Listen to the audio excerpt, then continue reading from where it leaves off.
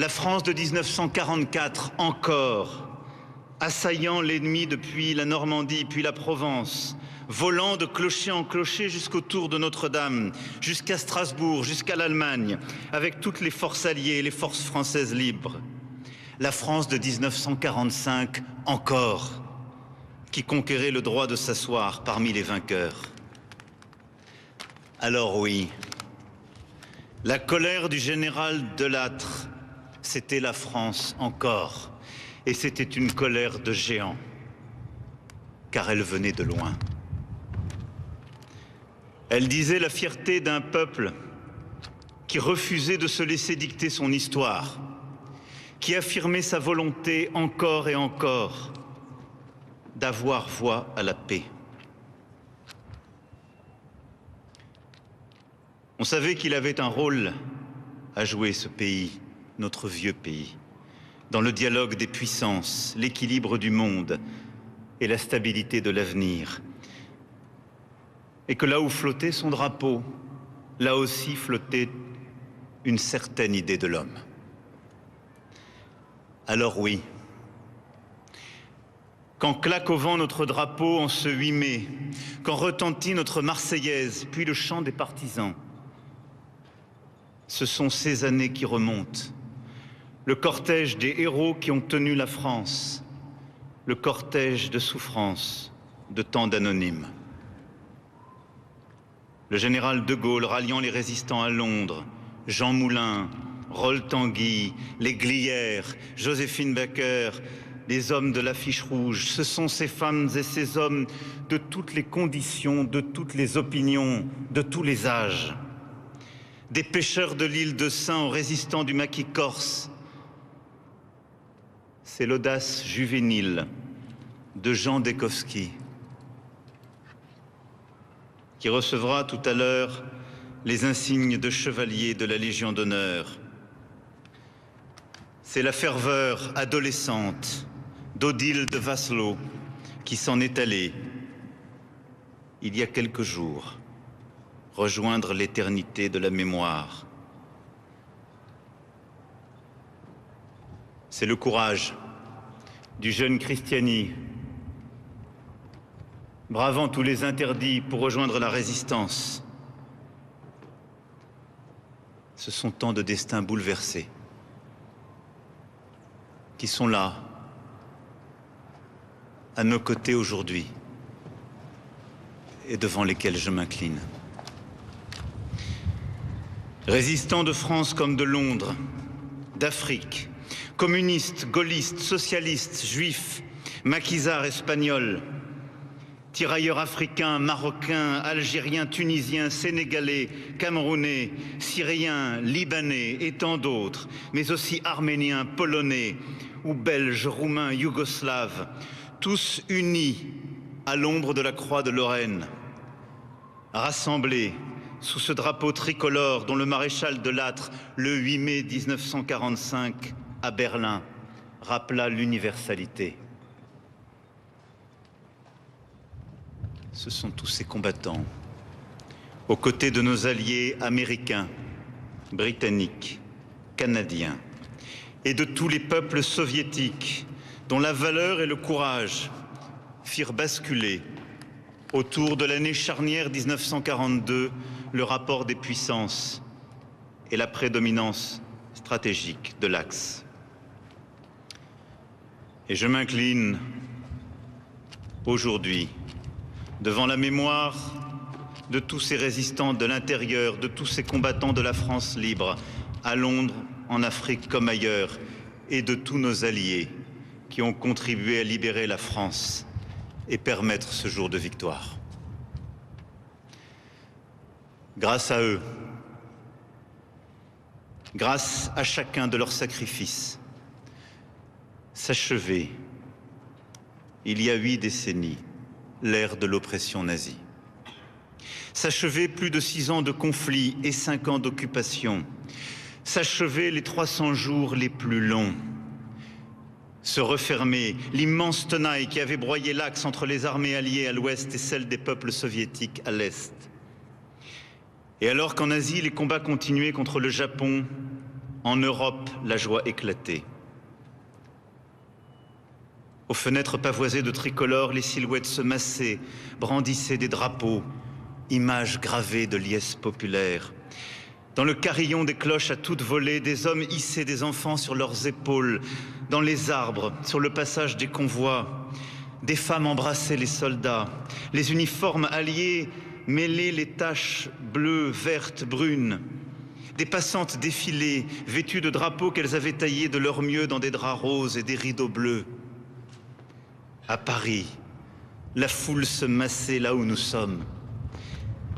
Et comme aujourd'hui, il se fit autour de l'arc un mouvement de recueillement, un moment de silence. Aux soldats inconnus, la France venait exprimer sa reconnaissance. Moment d'insouciance, et pourtant, la France, dans sa joie, se souvenait de ses larmes. Car toute douleur ne s'achevait pas au son des cloches. Faut-il qu'elle s'en souvienne? Oui, dans la joie perçait encore la peine. Et l'histoire ne pourvoit pas de sentiments sans mélange. Car dans ce moment, chacun savait que tout était à reconstruire, et d'abord la nation. Des centaines de milliers de morts, militaires, civils déportés, plus d'1 million de prisonniers de guerre, 400 000 immeubles détruits, des Français sans logement, sans école, sans transport, sans nourriture. Sur nos côtes, l'océan charriait des mines, dans nos villes s'accumulaient les gravats, les rayonnages vides, les cheminées sans feu, les semelles de bois et les bons de rationnement. Et ces quais de gare. Ces quais des gares de France qui voyaient revenir les rescapés des camps de concentration, des silhouettes hagardes, fantomatiques, titubantes, venues d'Auschwitz, de Buchenwald ou de Mauthausen, de tous les lieux où l'antisémitisme, la haine avait industrialisé l'enfer. Et tant d'autres qu'elle ne voyait pas revenir. Tant de mères qui attendaient sur le quai de gare, les yeux usés, que surgisse le visage de la photo qu'elles tenaient serrée contre elles. Et parfois, elles attendraient éternellement. Et parfois, il n'y avait plus personne même pour attendre. Car oui, certaines familles payèrent notre liberté d'un point de sang sans mesure.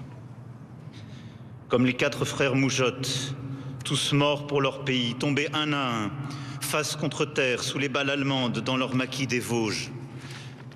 Comme les 4 frères Amiot d'Inville, tombés bien loin de là où ils étaient nés, tombés pour le sol natal, sous un ciel étranger.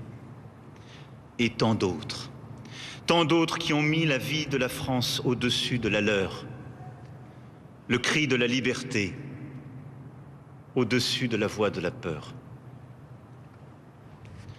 Non, toute souffrance ne s'achevait pas le 8 mai 1945, mais déjà perçait des commencements. Les conférences de Yalta, San Francisco, Potsdam, les accords de Paris redessinaient le monde. Déjà s'annonçait l'Organisation des Nations Unies. Déjà s'esquissait la Déclaration universelle des droits de l'homme signée à Paris en octobre 1948. Des peuples colonisés accédaient à la liberté, affirmant le droit des peuples à disposer d'eux-mêmes. Mais là aussi, en mai 1945, des violences et des massacres venaient préfigurer l'histoire.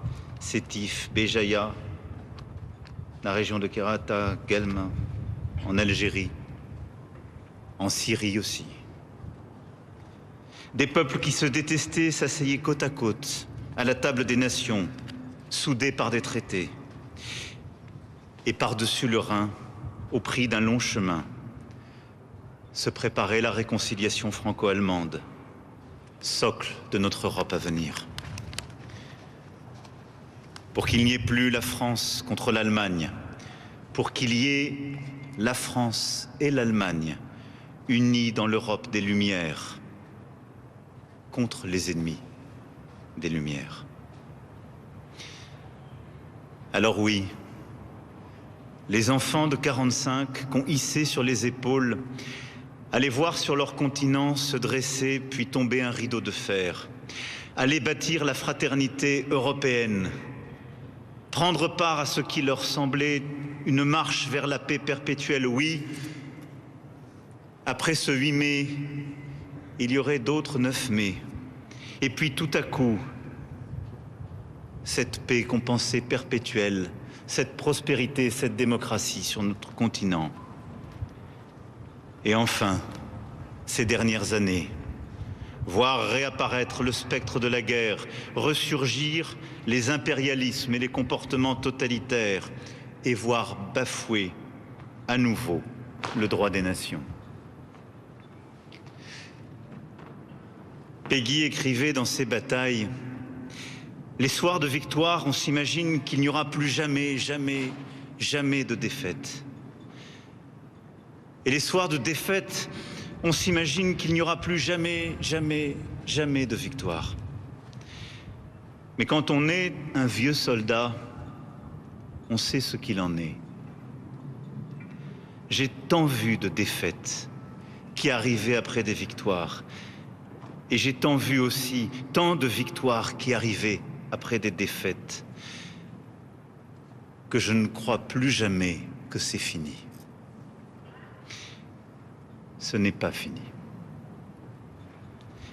Et nous n'aurons jamais fini de nous battre pour la victoire. Et nous n'aurons jamais fini de défendre la paix. Nous n'aurons jamais fini. Et si certains le pensaient, ces dernières années en Europe et dans le monde nous l'ont rappelé. Nous n'aurons jamais fini d'affirmer la place de notre pays, des idéaux qu'il porte, de défendre notre indépendance, notre liberté et une Europe plus forte. Alors oui, il y aura la France encore, encore et pour toujours.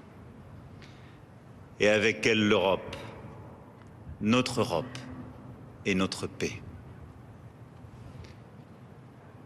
Vive le 8 mai, vive la République et vive la France.